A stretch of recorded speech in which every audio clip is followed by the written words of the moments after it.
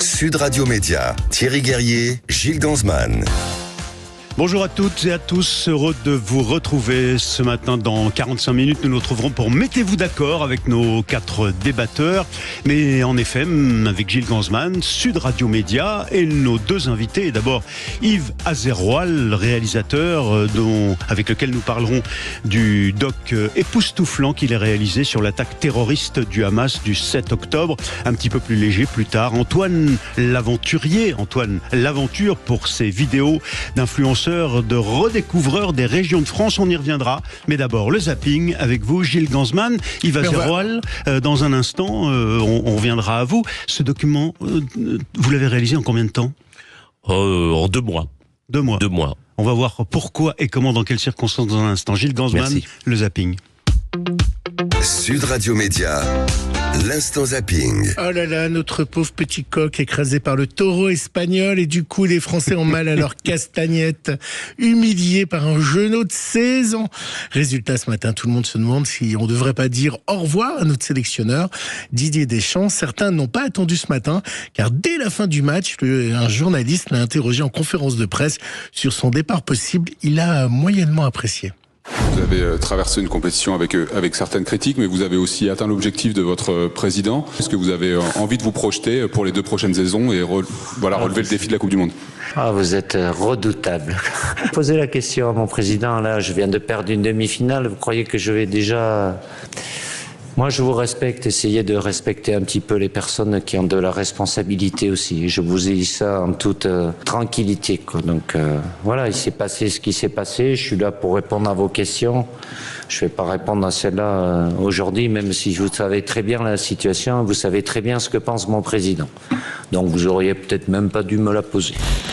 Vous pensez qu'il y a un délai de décence ? Comment j'accepte la question sans l'accepter ? Enfin, c'est tout ça. Et vous pensez que les journalistes devraient avoir un délai de décence ? Il vient juste de sortir du match. Quand on est responsable, on est responsable. Les faits sont là. Les amateurs on pleure, beaucoup pleuraient hier soir. Oui, absolument. Hier, c'était un peu révélation, tractation, conciliabule en coulisses. Et on apprenait dans le 20h de TF1 que Édouard Philippe avait dîné. Là, on est en politique, on n'est plus dans le foot. Oui, exactement. Avait dîné avec Marine Le Pen. Le journal Libération révèle ce soir qu'il y a quelques mois, vous auriez dîné avec Marine Le Pen. Est-ce que vous confirmez cette information ? Oui, c'est vrai. Nous avons dîné parce qu'on se connaît peu et on a dîné et on a constaté à l'occasion du dîner, qui était un dîner cordial, que nous avions des désaccords très profonds sur de très nombreux sujets. Vous aviez besoin d'un dîner pour constater ça ? Pourquoi est-ce qu'il faudrait... Moi, j'aime bien rencontrer les gens. Marine Le Pen fait plus de 30% à l'élection présidentielle. Ça ne me dérange pas de dîner avec elle. D'ailleurs, je pourrais dîner avec elle, je pourrais dîner avec Jean-Luc Mélenchon. Et à chaque fois, je leur ferai part de désaccords qui sont sans doute très profonds sur des sujets très nombreux.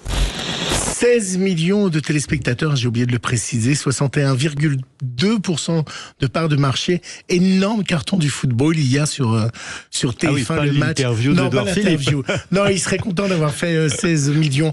Tout à l'heure, on pourrait en parler. Vous iriez dîner avec Jean-Luc Mélenchon ? Yves Azeroual. Peut-être oui, mais je lui demanderai de payer l'addition. C'est-à-dire ? C'est-à-dire que je ne ferai pas non plus... pas jusqu'à l'invité. Je n'irai pas jusqu'à l'invité, voilà, c'est exactement ce que je voulais dire. On pourra en parler tout à l'heure. Et Marine Le Pen, on pourrait vous poser la question pour vous de Marine Le Pen aussi. Pour la même raison. Même méthode. Pour vous, quel est le plus antisémite des deux ? Incontestablement LFI et un certain nombre de ses représentants. Et le Rassemblement National ne l'est plus pour vous ? Écoutez, depuis le 7 octobre, alors moi je veux bien qu'on juge sur les actes ou bien sur le passé ou sur le passif, mais depuis le 7 octobre, je n'ai pas entendu de la part des... Alors pas des nouveaux candidats, parce qu'il y a eu quelques nombreux dérapages, mais en tout cas des principaux candidats du Rassemblement National, de propos de leaders, de propos antisémites, voire même ils ont plutôt manifesté un enthousiasme et une solidarité avec le peuple israélien à la suite du 7 octobre. Dans le genre, tiens, si on se parlait entre deux tours, voyant que la gauche était en train de couler, Fabien Roussel, discrètement, dans un train, patron du Parti communiste, le patron des communistes a appelé en catimini, Emmanuel Macron et peut-être envisager une coalition. Quand vous écoutez l'appel, je ne sais pas si vous l'avez entendu, le son a été diffusé, c'est assez fou. Et il parle avec le président de la République au téléphone. Non, il parle avec quelqu'un de Renaissance, en disant, les filles, on oublie, vous inquiétez pas. Il s'en expliquait dans cet avou. Un compte X a publié des extraits d'une conversation téléphonique enregistrée alors que vous étiez sur la plateforme d'un TGV. Dans cette conversation, qui est datée de l'entre-deux tours, vous évoquiez une coalition avec la Macronie et la droite, sans la France insoumise, face au RN. Ça datait de l'entre-deux tours. Ouais. Mais à l'époque, vous étiez prêt à lâcher la France insoumise ? Non, ça date d'avant le premier tour. Je crois que... Alors moi, je suis vraiment transparent, parce qu'effectivement, je téléphone, je passe des coups de fil, j'échange avec des collègues. Et donc, à cette époque-là, au moment où je passe ce coup de fil, il y a une majorité presque absolue donnée au Rassemblement national. Et chacun échafaude des scénarios, mais comment on va faire ? On peut pas laisser passer, donc comment on fait demain ? Et c'est rien d'autre que ça. Une jolie pépite de ce zapping. La main dans le pot de confiture. Il a été pris la main dans le pot de confiture. Moi, ce qui m'intéresse dans tout ça, c'est qui a eu le culot d'enregistrer et de diffuser. C'est-à-dire qu'aujourd'hui, on peut plus avoir de conversation il était dans un lieu quasiment public, puisqu'il était sur la plateforme d'un TGV avec mais c'est l'appel qui a été enregistré, puisqu'on a les deux voix. Ouais. Donc aujourd'hui, ça devient compliqué, quoi. Évidemment, donc, très vite écouté. Yves Zeroual, vous avez fait un documentaire sur le 7 octobre, vous en avez fait un sur Yitzhak Rabin, et évidemment, le dernier son que j'ai pris avant la musique, le dernier son, c'est pour vous faire réagir, c'était hier sur CNews. En effet, de plus en plus, voyons la France insoumise qui a des possibilités de gouverner, se demandent s'ils ne doivent pas partir de la France. De plus en plus de citoyens juifs français. Exactement, faire ce qu'on appelle l'ALIA. On apprenait que beaucoup pensaient à partir. 2000 demandes d'informations pour faire son alia sur le site qui s'occupe de permettre aux Juifs de France de partir en Israël. Depuis dimanche, 2000 demandes d'informations. Donc il y a une peur, il y a une trouille absolue. C'est une défaite, mais pas que pour les Français juifs. C'est très important de le souligner. Il y a beaucoup de Français qui ont peur. Il y a beaucoup de Français qui ont eu peur lorsqu'ils ont vu les résultats du second tour des législatives, lorsqu'ils ont vu que LFI continuait si vous voulez, sa politique, et qu'il allait encore peut-être que ça allait s'aggraver à l'Assemblée nationale avec de nouveaux députés élus qui sont peut-être encore plus sulfureux que ceux qu'on a connus auparavant. C'est très important de comprendre que ce qui touche les Juifs touche aussi une bonne majorité des Français. C'était sur CNews hier soir avec Olivier Benkemoun. Et vous pensez à faire l'ALIA, et qu'est-ce que vous pensez de cette situation, Yves Zeroual ? Je suis abattu. On a aujourd'hui en France un parti des élus qui osent dire tout haut leur antisémitisme. Alors, bien sûr, ils vous disent d'emblée, mais si on est antisémite, condamnez-nous, allons devant les tribunaux. Mais c'est aujourd'hui un antisémitisme légal. C'est-à-dire que ils sont chaque fois à la limite de ce qui est passible des tribunaux. Ils y arrivent très bien, mais je leur retourne la question. Voilà, je le dis au micro de Sud Radio, Mélenchon et 80% de ses députés sont antisémites. Parce qu'ils défendent la Palestine. Défendre la Palestine, c'est forcément être antisémite. Absolument pas. Moi, je suis pour 2 États, donc il y a absolument pas. C'est pas sur ce registre-là. Mais quand on reçoit un terroriste, Salah Hamouri, quand on dit que le peuple juif, et toutes ces citations sont vérifiables. Quand on dit comme Mélenchon que le peuple juif, peuple déicide, il l'a dit. Quand on fait un meeting avec un logo From the River to the Sea, c'est-à-dire de la Méditerranée au Jourdain, c'est-à-dire englobant toute la Palestine, c'est-à-dire plus du tout l'État d'Israël, plus les 10 millions d'habitants, les 8 millions d'habitants juifs qui habitent là-bas, ça signifie quoi ? Non, on est dans les années 30, aujourd'hui, il y a un parti antisémite. Quand on met une Rima Hassan, qui est une députée européenne, qui a dit que le 7 octobre était un acte de résistance, et qu'elle légitimait le Hamas, tout force est de constater que ce sont des antisémites. Mais est-ce qu'on doit partir ? Alors, le choix de partir, c'est un choix personnel. Donc, mais je comprends. Vous savez, il y a des juifs, des communautés de banlieue qui ne peuvent plus mettre leurs enfants dans les écoles publiques. Aujourd'hui, dans le 93, il n'y a plus un enfant juif scolarisé dans une école publique. Alors, il y a un moment, il faut que la République ouvre les yeux, comprenne ce qui se passe et prenne des décisions fortes. Parce que tout à l'heure, on parlait du Rassemblement national, mais l'antisémitisme aujourd'hui n'est plus dans ce camp-là. Aujourd'hui, l'antisémitisme est chrétien et d'extrême droite a muté. Aujourd'hui, il est plus dans ce côté. Il est plutôt dans les quartiers. Et moi, j'avais fait il y a 20 ans avec Elie Chouraqui un documentaire pour Envoyé spécial sur la parole libérée. Eh bien, on est allé dans les quartiers, on est allé à Montreuil et on a vu naître cet antisémitisme des banlieues.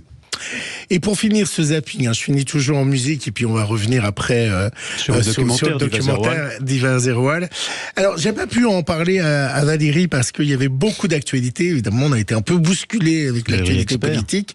Valérie Expert, que j'embrasse. Et du coup, il y a un mois, on apprenait que notre petite Française, vous connaissez Josh Jonathan ? Ah, quand même. Eh bien, remporté Fan Cheng. C'est un concours de chant suivi par... il y a eu plus de 13 milliards de vues dans toute l'Asie. C'est un peu la Star Academy chinoise. Et c'est donc Josh Jonathan qui a remporté le concours. Ça a duré 4 mois. Elle a battu plus de une trentaine de candidates. Et elle a chanté durant tout le concours, presque durant tout le concours. En français. Non, en mandarin. En mandarin, mais elle a chanté aussi en français. Oui, mais le plupart du temps en mandarin. D'accord. N'allez pas me chercher. Oui. Non, mais c'est comme ça qu'elle est. C'est comme ça qu'elle est. Ah, vous allez voir, je chante en mandarin.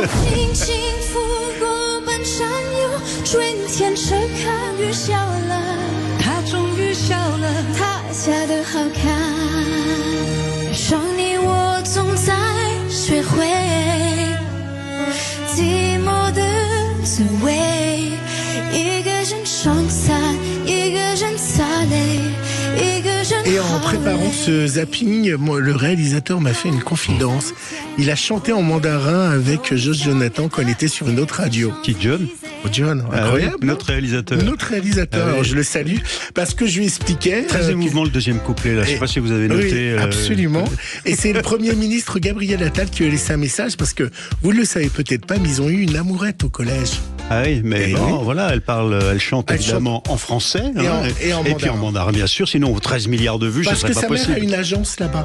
Elle a longtemps été là-bas en Chine. Formidable, merci Gilles Gansman. C'était le zapping. On retrouve dans un instant notre invité Yves Zerroal, réalisateur de ce doc diffusé sur RMC Découverte le 7 octobre, l'histoire d'un massacre. À tout de suite sur Sud Radio. Sud Radio Média, Thierry Guerrier, Gilles Gansman.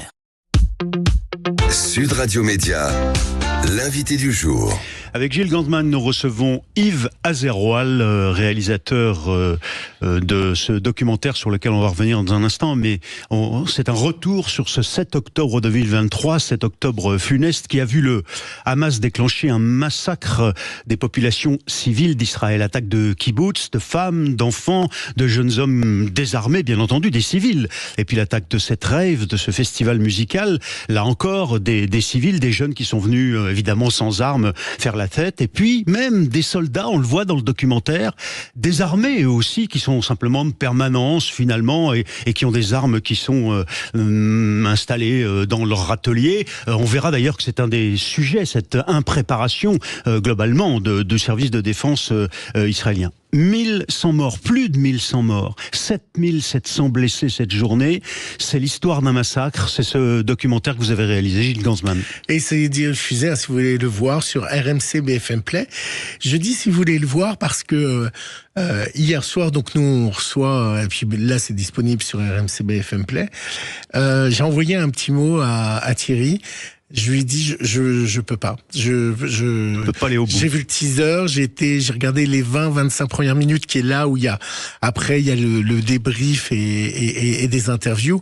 Et moi, à un moment, alors apparemment, j'ai eu une version non floutée, mais les corps calcinés, les images qui sont dès le début, moi, c'est insupportable. Comment vous avez pu, vous, parce que moi, je suis pas juif, donc peut-être je le reçois pas dans ma chair. Les images sont sont tellement fortes. Comment on est dans une salle de montage et comment on est sur le terrain quand on voit tout ça? D'abord, je pense pas que ce soit... d'abord, les 300 000 téléspectateurs qui l'ont vu en première diff sur RMC... Ça vous choque que je vous dise que j'ai pas pu regarder? Non, il n'y a pas une écoute juive et une écoute non juive, c'est là-dessus. Oui, mais rien ne me choque, mais c'est la dure réalité, la triste réalité. Il y a un moment, je pouvais pas raconter une autre histoire que celle qui s'est passée le 7 octobre. Et le 7 octobre, il y a eu des massacres, il y a eu des viols, il y a eu des décapitations, des personnes éventrées, des femmes violées, des corps morts, violés. Il y a eu des enfants, et puis vous avez oublié une chose, il y a eu des otages. Il y a encore des otages aujourd'hui. Ils sont encore retenus. Dont des Français. Dont des Français, deux Français. C'est pas la guerre. C'est pas ça la guerre. La guerre, il y a des lois. Là, on a assisté à des barbaries, des massacres. Un moment, il y a un intervenant, Frédéric Ancel, qui raconte un peu, qui apporte un peu de hauteur à tout ça et qui nous dit que ils ne se sont pas contentés de tuer. Ils voulaient aussi humilier. On est allé jusqu'à l'humiliation. Et faire peur. Et faire peur, tout à fait, aux familles, etc. Et aux autres. Et le paradoxe, c'est que la majorité de ces victimes-là, des kibboutz et de Nova, ce sont des gens de gauche. Ce sont des gens qui prônent la paix. Et si je puis me permettre, la veille, dans un des kibboutz, le kibboutz de Nir-Oz, où je suis allé avec mon équipe, ils ont envoyé des cerfs-volants à Gaza en signe de paix, de fraternité, et une des victimes, alors elle n'a pas été prise en otage, mais elle a été blessée, me raconte que la semaine précédente, elle est allée chercher un enfant palestinien à Gaza pour l'amener se faire soigner dans un hôpital israélien. Voilà la réalité, et voilà pourquoi le choc a été encore plus terrible que ce que on a vu. Yves Azeroual, moi je comprends Gilles Gansman, parce que la vertu de votre documentaire, à mes yeux, c'est que le débat qu'on a, que certains ont tenté d'imposer sur finalement c'est la guerre, terroriste ou pas terroriste, parce qu'ils sont opprimés et donc ils auraient le droit de venir se défendre en attaquant, ce débat ne tient plus quand on voit votre doc. C'est-à-dire qu'on voit bien en quoi ce que ça veut dire une attaque terroriste. D'emblée, on comprend qu'on est saisi d'effroi, évidemment. D'emblée, on comprend que là, on n'est plus dans les règles, s'il jamais il y en a eu, de la guerre. C'est-à-dire quand même que des combattants se combattent avec des armes, des armements. Là, non, ce sont comme vous dites, des enfants, des civils, des cadavres qui sont attaqué d'une manière irrationnée, je ne sais pas quel est le terme qu'on pourrait employer, Gilles. Oui, non, mais alors j'ai mal formulé. Je voulais dire, on est plus atteint dans sa chair parfois quand on connaît l'Israël ou quand on a de la famille ou autre. C'est ça que je voulais dire. Et que c'était pas dû à une histoire de religion, mais vous avez raison de préciser les choses, parce que maintenant, comme tout est déformé, autant préciser les choses. Moi, ce qui m'a étonné, c'est cette femme qui laissait sa porte ouverte, qui est en interview, et qui a toujours peur que quelqu'un rentre pour la tuer. Est-ce que aujourd'hui, les Israéliens continuent à avoir peur?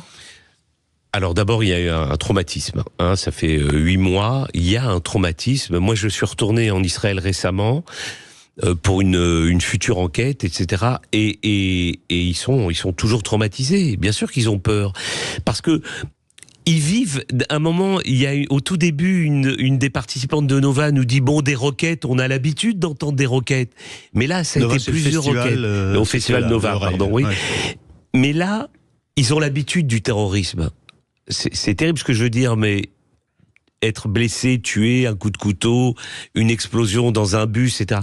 Mais là, ça a été un massacre de nombre. C'est un pogrom qui est arrivé. Alors, ce qui donne la force du documentaire, c'est que les images de ce qui se passe en temps réel, au moment où ça se produit, ce sont les images des victimes elles-mêmes. Comment vous avez fait pour récupérer toutes ces images? Alors, d'abord, il y a eu un long travail avec l'équipe d'aller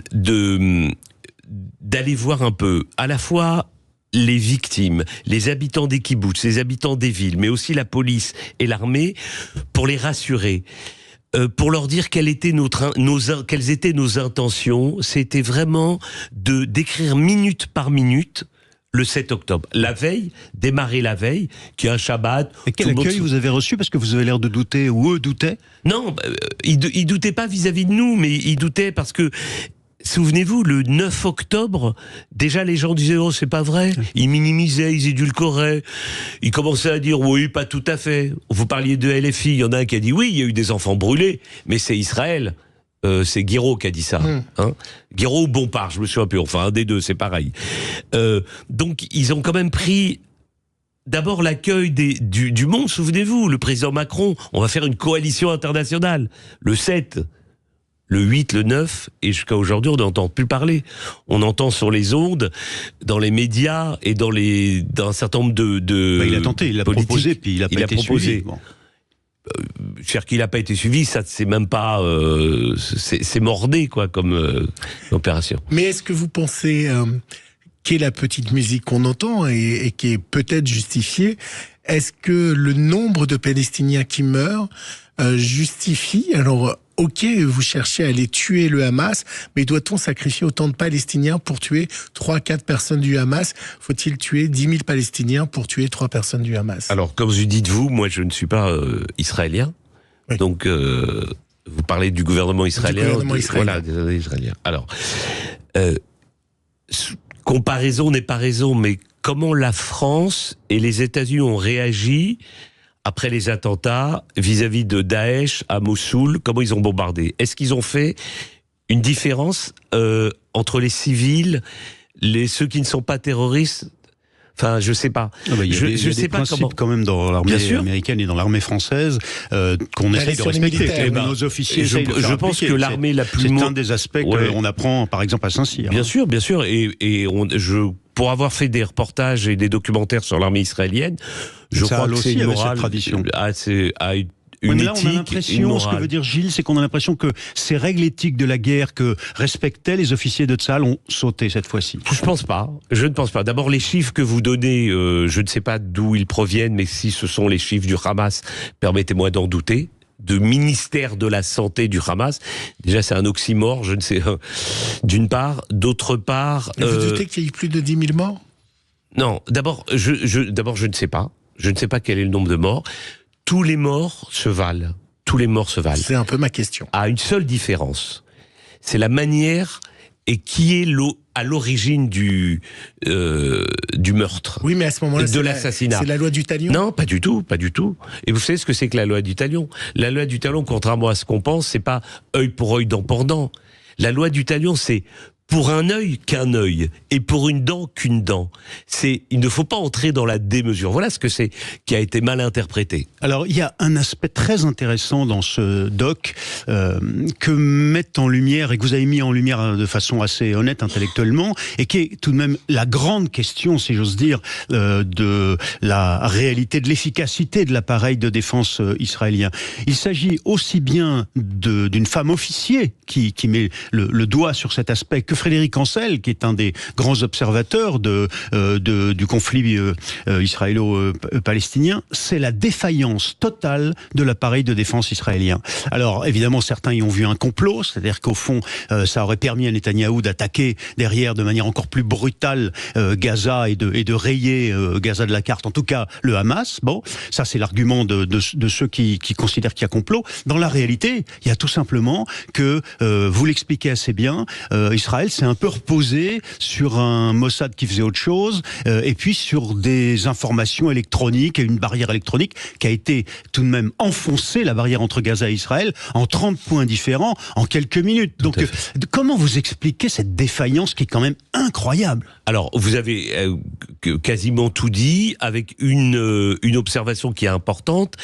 D'abord parce que le Qatar déverse des milliards et des milliards de dollars, donc Israël pensait que les Gazaouis avaient du travail, avaient de quoi manger, de se nourrir, de se vêtir, et qu'ils avaient d'autres préoccupations. C'était un peu vrai, mais c'était une façade, quoi. Tout à fait, d'une part. Et d'autre part, L'ennemi Derrière, cet argent servait à armer de manière très technologique le Hamas. Tout à fait. Et d'autre part, Israël se tournait, pour eux, l'ennemi principal, c'était l'Iran nucléaire.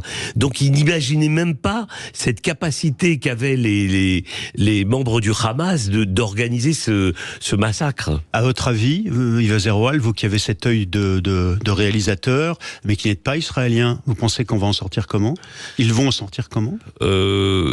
Il faut être deux pour faire la paix. Évidemment, c'est pas le Hamas qui sera un interlocuteur. L'OLP de Mahmoud Abbas est un peu démonétisé, donc il va falloir trouver un autre interlocuteur. Et je pense que cette fameuse coalition internationale, mais pour la paix, devrait se mettre en place, et très vite avec les Européens qui n'ont plus grande voix au chapitre, et les Américains, pour essayer de trouver une solution à ce qui se passe là-bas. Ça s'appelle 7 octobre, Israël attaqué, l'histoire d'un massacre, remarquable doc d'Yves Zerroal, qu'on peut voir sur RMC BFM Play. Merci d'avoir accepté l'invitation de Sud Radio, Yves Zerroal. Aujourd'hui, on se retrouve tout de suite dans quelques instants pour un autre sujet. On va revenir en France avec les régions. Beaucoup plus léger. À tout de suite, Sud Radio. Sud Radio Média, Thierry Guerrier, Gilles Gansman.